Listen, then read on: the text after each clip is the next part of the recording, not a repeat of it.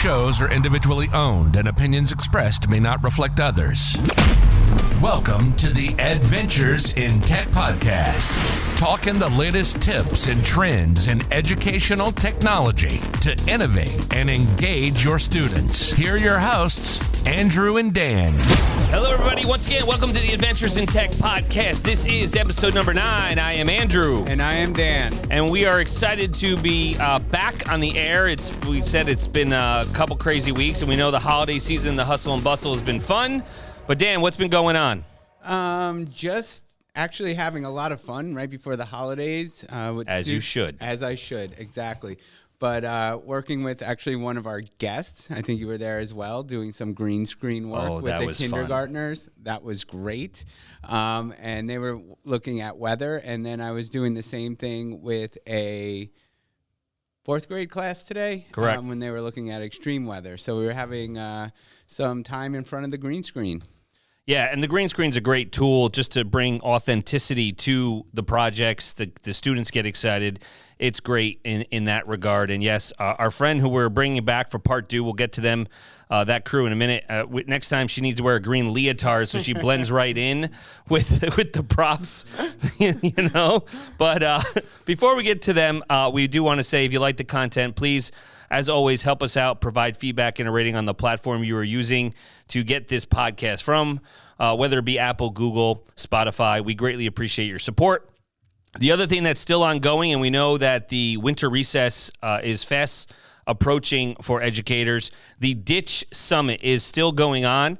You can access all of that material and all those presentations from now through January 7th, 2022. It is year number 6 for the Ditch Textbook Digital Summit. It's a free online conference for educators. There's more than 75 video presentations on all kinds of topics, and we did have fun with the John Stamos, which we mentioned last week. And if you haven't registered, you can still register and get all of the materials at ditchsummit.com. And it has such a wide variety of resources beyond just the videos. They have a Flipgrid platform where people can share ideas and leave responses and communicate with one another. You can download the PDF notes of the episode, so it's really friendly for you to go in, learn from the videos, and then put it into practice yourself. Yeah, it's just a great tool. Matt's great. We did talk to him recently as he was gearing up for his digital summit, and he is going to be on the podcast as we get into 2022. He's all about joining us, so we will definitely get him on. We have the weekly windup. Not a ton of news going on, obviously, with things kind of winding down for 2021, which I think we're all excited to move forward into 2022. But what do you got, Dan? There's a couple updates specific with Google. Right. There's one specific with Google Meet, and this came out about a week ago, and it has to do with improving breakout rooms in Google Meet. So these improvements include the ability for meeting hosts and co-hosts to automatically move participants back to the main meeting room once breakout rooms end, and also better visual indicators for breakout room participants to indicate this movement. So this is, I think that's a great feature I know some schools are going remote. Yes, they have. Google Meet is now coming back into teachers' lives. So in order to help facilitate the instruction, I think this will be beneficial. And it should be out now. Rapid and scheduled release domain started on December 14th. It is available to Workspace Essentials, Enterprise Plus, G Suite, Education Plus, all of them. And it also, if you're the teaching and learning upgrade in Google, April 2022. Is when that feature will be available. We know Cami just sent out some updates recently. Dan, what do you tell me about Cami? Cami does have some December updates. They have feature control for sharing.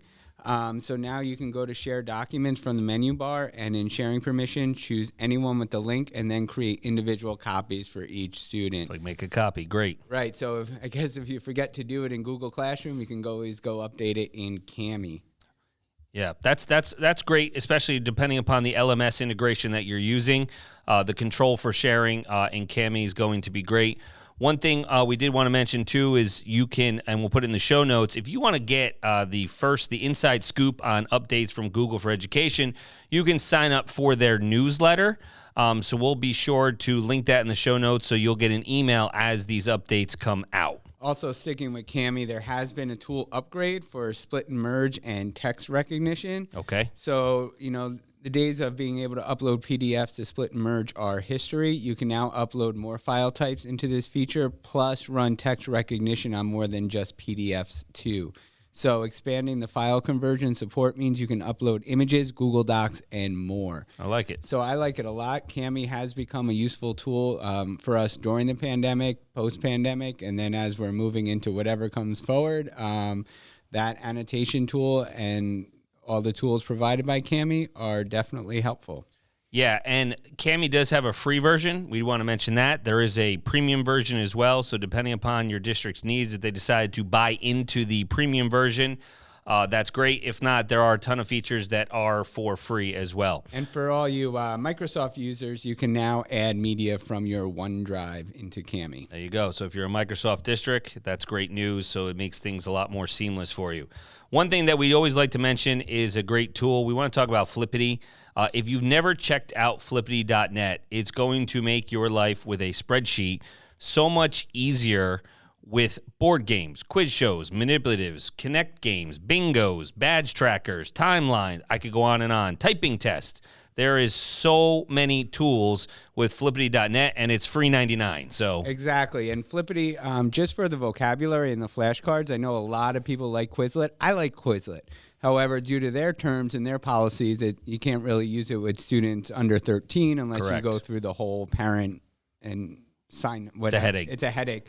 But Flippity.net, no sign-in required, and you can do those same vocabulary flashcards. You can create quizzes, activities, games to go along with it as well. So I do love Flippity. Flippity's great. And sticking with that same theme with Flipgrid Fresh, there's been some updates for Flipgrid for the classroom and beyond, which we needed because as you used to be able to share something in Flipgrid, you still had to sign in, whether it be a Google account or a Microsoft One account, so on and so forth. Now you don't need that. It's now simplified. It's a link. So we had those issues, I remember a couple years ago, and when we were talking about creating green screen videos, but how are they going to be viewed very simplified way in Flipgrid, and you always had to sign someone in to view it. Now you don't need that, so that's great. What else did Flipgrid announce, Dan? They did more mobile videos. So you asked, they listen. They evolved the Shorts feature, so you and your learners can create Flipgrid videos outside of a group on both the mobile and web app. You just record your video, then easily share it or embed it anywhere online. That's great. That's great. And there's a lot of updates that Flipgrid has pushed out. We could go on and on. There's probably about 6 or 7 updates. We'll for saving time, we'll just post the link to the show notes, and that way you can check out all of the upgrades that Flipgrid has pushed out, specifically as they look forward to 2022. And I have one more. 'Tis the season for upgrades from Mote. So if you haven't received this, there are some upgrades to Mote. I know we talked about a little bit on the last episode, but you can level up your accessibility and engagement in your Google Forms with even more opportunities to use voice. So some new features are you can put multiple choice audio and voice-powered feedback in quiz mode on forms. Yeah, we like Mote. Mote's great with the audio aspect. And we do have an episode planned in the new year based on all kinds of audio tools. We know actually the Ditch That Textbook Digital Summit was talking about Soundtrap today. So a lot of things that we can discuss just on the power of audio more so as we delve into 2022. So we wanted to talk. We talked about PBL a couple weeks ago, about a month ago. I thought it was PB&J. It is PB&J, not PBL, right. But we want to reintroduce our good friends and colleagues, John Sammon and Tara Koehler, back for more. You agreed. How are you guys doing? Hey, We're good. Everyone, happy to be back. Thanks for having us. So they are STEAM professional development specialists in our district, and they are big driving forces of utilizing PBL in the classroom. So before we get into the layman's terms and some easy ways to adopt and get into PBL, let's recap, let's reframe the idea of what is PBL. So project-based learning, right? It's taking tasks and bringing learning situations or designing learning situations for students that are authentic in nature, and they're project-based. Obviously, they're working towards a project that they're developing throughout the unit of study, tends to culminate at the end, but they should be contributing what we call milestones along the way as they get there.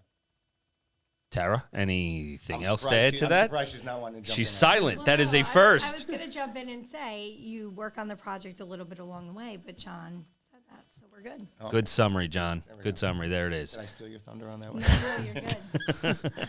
So the big thing is, that's a great explanation of PBL, and we know that we want to overcome the fears of the unknown. It's most likely something that you already know, something that you're doing, and it's a matter of tweaking how you are utilizing instruction in your classroom, right? So as we, without going too far into what we kind of, did in the first episode, so in part 2, the biggest thing is, you have those early adopters where they're like, okay, I want to get started. What is some, let's say, what's the word I'm looking for? Like, just, I don't want to say easy, because I don't want anybody to think anything's easy with PBL. It's a process, but kind of like the way to jumpstart how they can get involved in involving PBL in their classroom. Right. So I think what we're looking for is a point of entry. Thanks, Dan. See, why couldn't you just interrupt me? Access point. Yeah, and so I know in the last episode we talked about briefly the design elements, and there's actually 4 that we're going to chat about today that even if you're not doing a project-based learning experience, these are the 4 that are an easy jumpstart to creating a culture to make projects a bit easier once you dive into them. One would be voice and choice. Another would be bringing reflection into the classroom, bringing in some critique and revision. And so when we think about bringing voice and choice into the math or science classroom, even if you're outside of a project, what are ways you can do that? Having some choice boards as part of your math workshop allows students to have a choice. Differentiating your math workstations, bringing in some voice by having Math Talk podcasts happening within those workstations. Right. And then giving students choice in the type of math models that they use when they're solving equations or word problems. And in the science classroom, when students are planning and carrying out investigations, this looks really different in the next generation science classroom. It's no longer teachers saying exactly what the procedures are for an investigation or an experiment. It's giving students choice and how they're going to use the materials and the steps that they're going to take. And then when you get into the elaboration phase of your science cycle, bringing in different choice menus for students to apply their learning into different situations. And then really in the science classroom, if you bring in a project-based learning experience, at the end, students representing their work, them having a choice in what that might look like. That's fantastic. So Thank you. voice and choice is one way. So we were thinking about the 7 design elements that come from PBL. So we actually want to thank you guys for it, because this was really inspiration for us. And then when we got to present at NICEGate, having some conversations with people there, there's a lot of difficulty with access for it, Dan, right? And I think you brought that up. So voice and choice, how you would bring that in. But these are practices that I think if you're running just best practice in your class, you're going to do. Voice and choice is part of it. The idea that there's reflection that's happening in your classroom is another design element. So we're hitting the back end of PBL Works design elements. So if we're thinking about in a math classroom, reflections built into the workshop that you're doing. Could be oral, could be written that you want to work on. Reflections can be both content-driven or metacognitive, however you want to approach it with your subject matter. They can also be behavior. They can incorporate group dynamics, setting goals with students. All of these things would be reflective practices that you could do in any subject. So I'm talking about math and science in particular, because that's the wheelhouse we work in. But these can happen anywhere and at any time. When you're in science, wrapping up investigations could be reflective. We run the 5E cycle, so after we deliver and explore, the subsequent phases that come after, so it would be the elaborate or the evaluate or the explain. There could be reflective practices that come in at any point in there. And again, the same thing as the math. It can be content-driven, it can be metacognitive, it can be behavioral, how are the groups working together. So reflective practices would be another piece that if you're just developing the culture of that, it's going to make transition into PBL so much easier for you. Yeah, what I hear, as I recap what you guys were just saying is it's really all about student choice, being student-driven. We can have, the future-ready skills, design thinking, empowering our students, giving them that growth mindset. It's differentiated because you're addressing multiple modalities. and obviously all coming together with 21st century skills, which we want our students to really grasp, and we want, as we teach them, that's an important facet. So now, Dan, what do you think? Like, okay, you're ready to jump in as a teacher, Dan. I'm ready to jump in, but I see there's a lot of management that needs to happen. So you're talking all about the collaboration, the inquiry to drive the instruction, the reflection piece that you were just elaborating on. There's a lot of moving parts. If you can talk to us about tools that you use to help students collaborate and work with teachers in this environment. So, Well, that actually jumps right in. I was just going to say, Yeah, you can jump into this, and I'll add on to some collaborative pieces. Right. So that really jumps into, well, no, you start with what you were going to say. So collaboration. For those who are listening, this is typical. If you know John and Tara, if you don't, you just got a glimpse. and this is reason number 22 why we need a video podcast at some point. If you could see them right now. We're sitting next to each other. So collaboration in particular, a lot of us just put kids together and say, here, go work. Right. And there's a huge problem with that. It's like anything else that we're teaching. If it's a math skill, an ELA skill, you should be doing explicit, direct instruct with some collaboration, showing your students how they're going to communicate with each other, what is the accountable language that you're looking for. We offer teachers that we work with talk stems that students can use. We actually even traffic light it, right? Red, yellow, greens. How are the kids collaborating within it?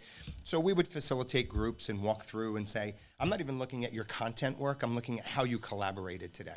So we deliver it like a direct instructor or an explicit instructor to show the students what our expectations are. So you're right, Dan. Without doing that, it's an enormous amount of project management that comes in because children don't know how to do that on their own typically. One thing that I found really helpful when I was in the classroom and Dan would come in and do projects so that students would have a reflective part of the collaboration. At the end, they would fill out a quick Google form, and we would pull up the data. And looking at the graphs and the data, the students were able to be metacognitive in their thinking of, how did this go today? How can we improve it? Okay, so only this percentage of kids felt that they were efficient in their work time. What can we do better? And it just opened up an avenue to have those reflective conversations with students, which helped propel forward their ability to work together even better. I think that when we talk about PBL, it's really pushing the envelope of what 21st century skills, what future employers are looking for in our students in the workforce. Forbes had an article about 10 skills that these businesses and companies are looking for in the future. And stop me at any time, but number 1, ability to work in a team structure. Number 2, ability to make decisions and solve problems. Number 3, ability to communicate verbally with people inside and outside an organization. Number 4, ability to plan, organize, and prioritize work. Number 5, ability to obtain and process that information. Number 6, which I know you were just talking about with data, ability to analyze quantitative data, technical knowledge related to jobs, proficiency with software programs, ability to create written reports, and the last one, ability to sell and influence others. I feel like that's kind of summarizing the skills that come out of PBL. This pedagogical approach addresses all of the things we need as we're preparing our students for the future. And our kids really need it. Right. Yeah. Because we are getting our students ready for jobs that aren't created yet. A lot of the jobs that will be coming for the future of our kids are entrepreneurships, freelancing. And so when you're thinking about building their character and being able to go into those very vulnerable environments for the workforce, the PBL experience definitely gives them a skill set to do that. And I think because it not only builds in the content piece, which we're all looking for, but what do they call them? The soft skills, the life skills, depends on who you're talking to. Sure. But the collaboration, the critical thinking, the problem solving, the communicating with others, working as teams, all the things, all the list that you just rattled off from Forbes, it's embedded in PBL. By design, it's just what it is as they're working through it. A big one that goes along with that is the next element that we want to talk about, which is critique. So being able to take that constructive criticism takes a lot of coaching and building in our students. It's not just teacher feedback, it's peer feedback. It's also bringing in outside professionals, bringing the authenticity into whatever the work is you're doing, and those outside professionals giving feedback. It's important to explicitly teach those talk stems and protocols so that we can ensure that the feedback is constructive and specific, measurable. We want to be sensitive and balanced in our approach, and that it's applicable so that they can then turn around and go and revise the work, which John will be talking to you about. But how often do we get that constructive criticism and that mindset of how we take it? And so building these experiences in for our students at such a young age definitely promotes that growth mindset to be able to accept that constructive criticism and then move the work forward with revisions. So we have to warn, though, because Tara started off with peer feedback. That is an absolute landmine. So if you're doing peer feedback in your classrooms, you better be out in front of that and prepare your kids for it. So again, the idea, explicit models, showing kids how to do it properly, because that could ruin your whole experience. So peer feedback, albeit, has great value. You just have to be really careful when you do that. A big part of it setting up that classroom community and culture like you guys have been pushing a lot this year. And again, as people are saying, okay, now I'm listening, I want to jump in, they reach out to you guys, they reach out to us, and they're like, okay, we'll do some baby steps, obviously, but as, you got to be forward thinking in the sense that if this is an experience and this is what you want to do for your students, come September, you want to set all these routines so that peer feedback is not an explosion or a minefield, like you said. Right. Yeah, because it could blow your whole experience up. Right. So one of the other elements that we were looking at, as Tara said, so critique, naturally what follows that is revision, right? So we want to get in. And I think that when we're thinking about project-based learning, obviously there's a project piece to it. A teacher who could just be starting this could be any performance-based thing that they're working on in their classroom. If it's just one math problem that they're solving, then the idea of revision and feedback and working towards everything, it becomes challenging. So the idea of using rubrics becomes really important when we're thinking about that idea of revision, because you want to have a performance piece that you can do, whether it be any subject. So using rubrics with kids on a regular basis and getting them prepared, and that I understand what a rubric is asking of me. Right. So before they are even taking a look at their critique that they just received, understanding what the expectation is, how to use a rubric, how to work from it to make sure I have all the elements that are there. So practice using rubrics in your class all the time, as I would say. That's important. Anchor products and anchor charts. ELA, we also call them like exemplary models or model texts or things like that. But if you're using anchors to work from, students are then being evaluative. They have to judge, okay, here's what the anchor's showing me, here's what my work is, how am I doing this in comparison to one another? So those are really important. Reflect, reflect, reflect. I would say incorporate reflection time into your class as often and as frequently as possible with the kids. Not only is it great for growth mindset, it's great for processing. It's great for them to sit back and synthesize the information that they're doing.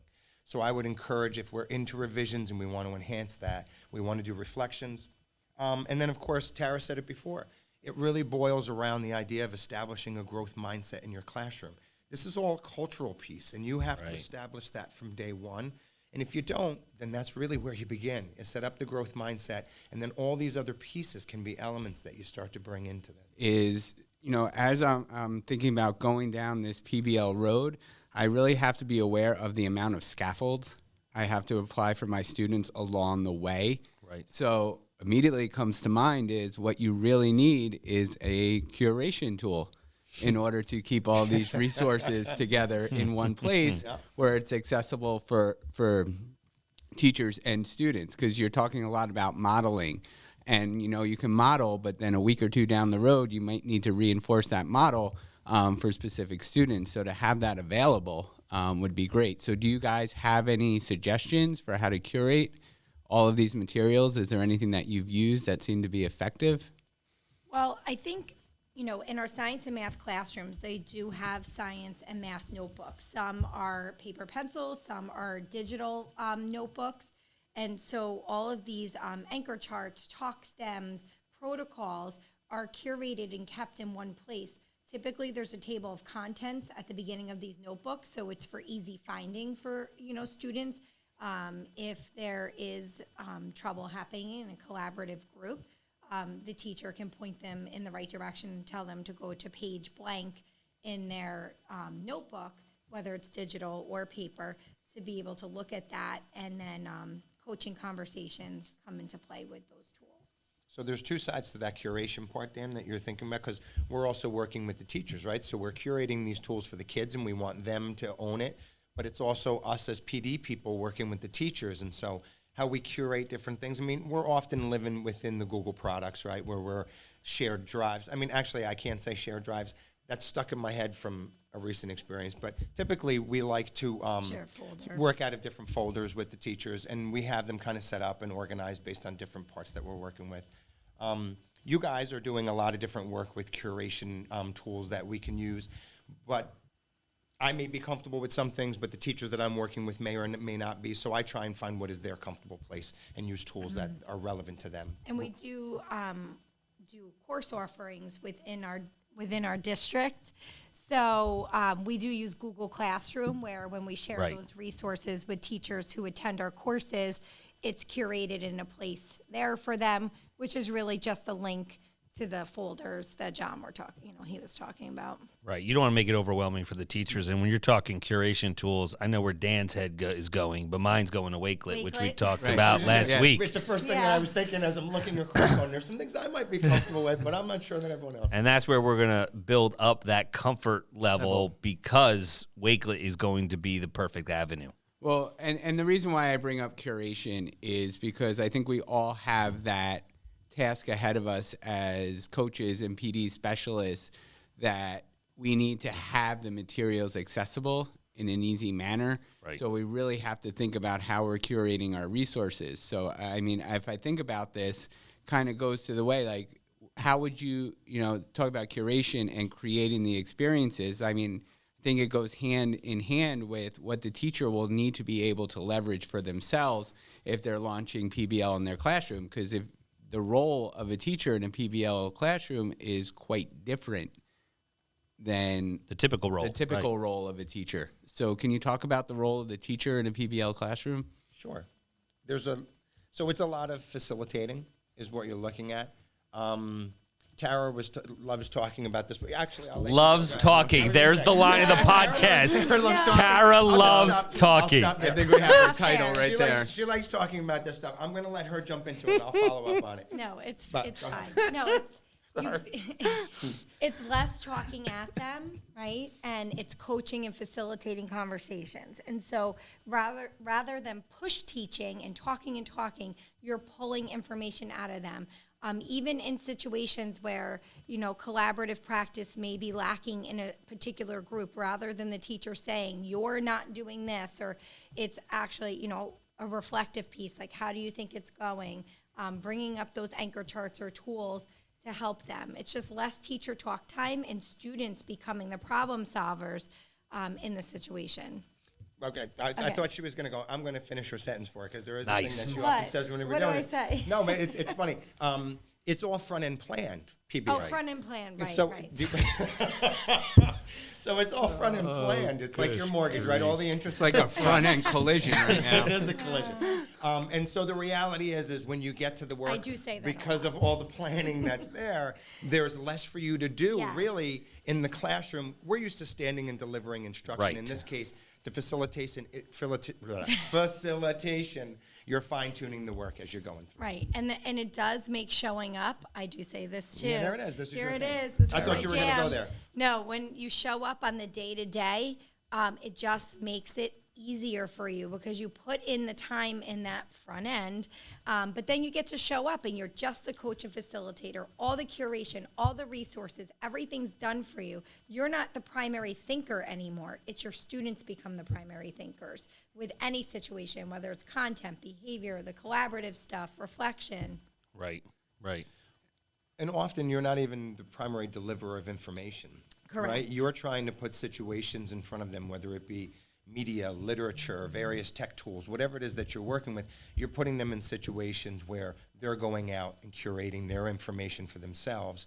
And I'm kind of a bystander asking some questions, pushing their thinking along. Coaching them. That's That's it. it. That's exactly it. So if we reflect a bit about everything that you're describing, it kind of hits a point where for teachers, it is a little bit overwhelming, but That's where technology comes into play. I Right. mean, we look at effective technology integration, and it's not, doing a fancy project at the end of learning. As we talk about PBL, everything is embedded. So as teachers reflect on the instruction, and I always say when I'm working with teachers, if you were to walk past the door of your classroom and look in, what would you want to see? And start with that. But I think teachers have to be aware that they need to treat their digital space just as, it should be just as important as the physical space in the classroom. So we're creating an environment where students can be successful because they have access to materials, to instruction, to supplements, to scaffolds, to everything that they need. So if a teacher carefully, I'm going to use that term again, curates experiences for students, it allows them more to be a coach instead of having to stop and stand and deliver, and also not have to go through mounds and mounds and mounds and mounds of paper, using things like voice feedback, formative assessment in forms, Flipgrid to just do exit tickets and check on status and look at everything that's going on. Creating that digital space is going to allow the physical space of your classroom to be what you envision. Yeah, I mean, that summed it up right there, Dan. And what I was thinking is you talked about the teacher being the coach and kind of facilitating, reflecting, and moving forward. I know a question that our audience will have is, so what are some experiences that I could start with in, utilizing PBL in my classroom? I know you guys have a ton of products, time frame, units, how it relates to the curriculum. Share some of those, so in case people need to get those creative juices flowing, we'd love to hear them. So Tara loves to I'm talk. gonna Go ahead. jump in. Go right ahead. I'm It's all- going first. Go ahead, it's all you. We currently have a 4th grade and kindergarten project going. So energy unit is the 4th grade, and pushes, pulls, and collisions would be the kindergarten unit. And so the 4th grade students are going to become mentors to the kindergartners as they take their knowledge of pushes, pulls, collisions, and energy transfer to create a Rube Goldberg machine, which we're hoping will be housed in the pediatric center up at a local hospital. Very cool. In their waiting room. So that's a big one that we have going on. We have some smaller projects happening as well. We have a ton of smaller ones as Yeah. well. But so you were asking specifically, so that is a really cool project that we're It's gonna be working fantastic, on. right. We have But I'm coming looking- back from the break, John. Yep, so What you're can I looking- do? You're looking at inspiration ideas. There We you can go. actually share it. It's something that we use specific in our district. It's not owned by Wappingers, our district in particular. But we have STEM ideas for all grade levels K through 6 that are specifically aligned to the various next generation science standards that have goal, role, audience, situation, product. Right. It's just a basic descriptor that basically aligns to the next gen standards and then has infusions, but they would be just descriptors of how you could get started with project-based learning and what a project could be. And then you can take it to be as big or as small as you would like it to be. But we would be more than willing to share that with you guys, that you can push Yeah, out we'll put it in there. the show notes. Right. Another place you could go also is PBL Works. So we know that we're all trained by them. They've inspired some of our work. You'll even see that the projects John was just talking about, some of them were created by us, some were inspired by PBL Works, and if you go to their site, they do have some free versions of project ideas as well that are for all subject areas. Define Learning is another resource that you can go to. They offer some free samplings of things. Most of their stuff is paid for, but they do have free stuff, so it's nice to go get inspired by that as well.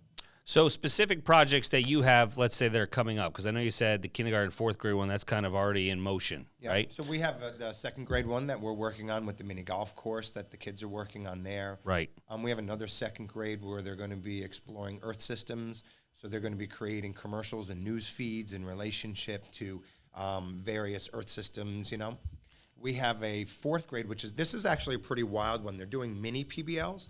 So they're taking a must-do, can-do math workshop model. Okay. In the can-do part, rather than just have it be skill and drill math, Right. they're actually building in little mini-PBLs, 2 3-day tasks where children have to apply their mathematics in real-world situations.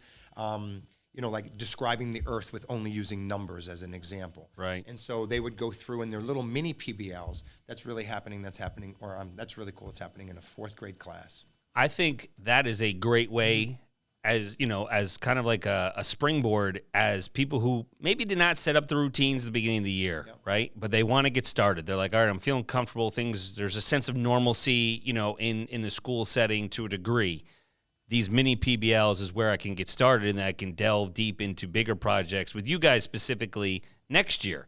I know we were talking about the fossil one. That's 3rd grade, right? That's going to be a 3rd grade. Yep, 3rd grade. They become archaeologists. Right, with 3D printing and doing all that. That was our conversation we had yesterday. But those mini PBLs, that's kind of where my head's going, where if someone's listening, they're like, how can I do this where it's not going to overwhelm me because I have so much else going on, in the world, in society, in my school, classroom? What mini PBLs experiences can I have? And I love that part of it's math, because we were talking a lot about science, but the math. These would all be math, because it's obviously math workshops. So it's the idea that you're bringing math to the application level in your can-do activities. That's great. I love the mini PBL ideas. I think you guys, I'm not giving you more work to do, but as you start to, I'm trying to inspire you. We start to curate a package of those. I think we got a gold mine we're sitting on. You can call it the Uncrustables. Yeah. But think about area and perimeter, right, which is taught in several grades, where students are given a mini PBL to do on their independent work of creating a home, and there's certain constraints and criteria that has to be included in those dimensions. Creating a garden space, you could tie science and math in, where you're bringing in the area of the space has to be a certain amount. How would you utilize that space? There's a host of them. There's a couple that we're working with. Can you really save endangered species? So using calculations within there to go through, take a look at data, calculate it. But this is all using the skills that are relevant to what the students have already learned or what they are in the process of learning that they can apply. Right, so if you're putting it into your math classroom during independent time, it has to be an application of something that they've mastered. Right. I just think mini PBLs, you make I don't want to say a weekly one, because, how long does a mini PBL typically? Well, we're looking at trying to keep it within a 2 to 5 day range. So that you would be, start to finish, it would be, the students would be done with it.